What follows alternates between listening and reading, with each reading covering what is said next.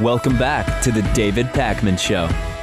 Several new members I want to say hello to today. New David Pakman Show members: Evan B., Jocelyn D., Ray W., and of course Lewis's good friend Scott A. Welcoming all of them and everybody else to the David Pakman Show membership program.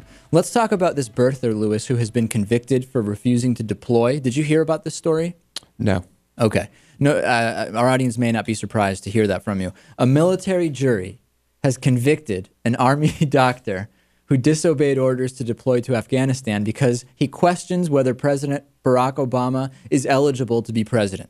Okay, so we've interviewed Orly Tates, the queen of the birther movement, several times. We've heard a number of different birther arguments. Here we actually have a member of the military who is actually conducting his career, essentially, around the idea that he questions Barack Obama's eligibility and legitimacy as the president. Mm-hmm.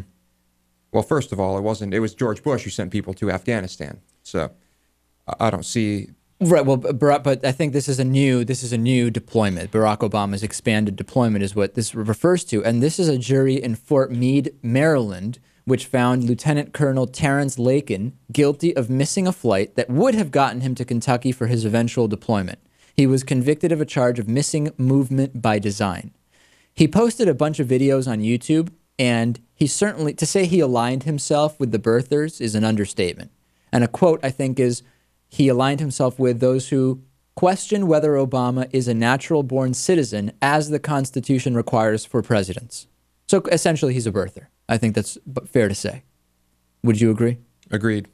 He disobeyed court orders to deploy to Afghanistan, and he believed that his inaction is justified because as a birther, he questions whether President Barack Obama is actually qualified to give that order.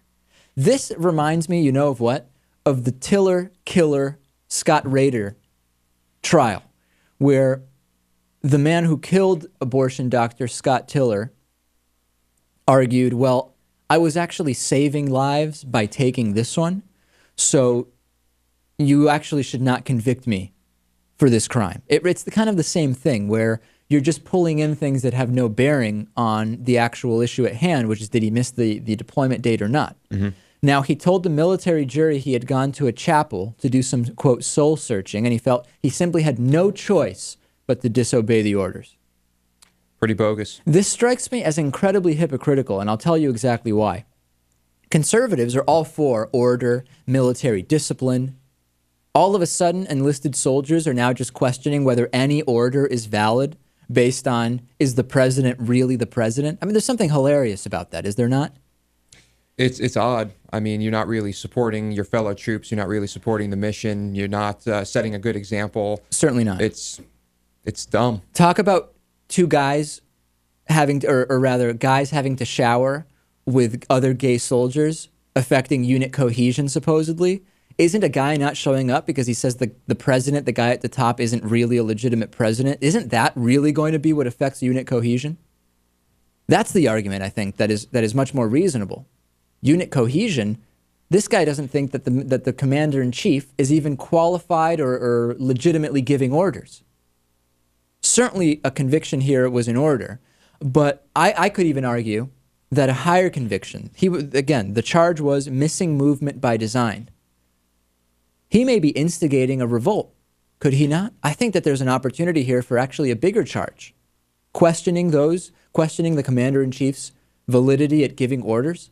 And what would that charge be? I don't know. I mean, I'm no lawyer, but it just sounds to me. Listen, if we want Julian Assange dead or alive and charged with treason and the death penalty, so on and so forth, this has got to carry something, doesn't it? Something more than just missing movement by design. He faces up to 18 months in prison and dismissal from the Army when he's sentenced on the first charge. Here's his quote. I believe there is a valid question that needs to be asked and answered, referring, of course, to Obama's eligibility to be president. Mm-hmm. Well, it has been asked many times, and it has been answered many times. It seems that he's just not paying attention to that. Right. Maybe he doesn't have a TV. That could be it. It could just be a lack of media access that's causing this whole misunderstanding.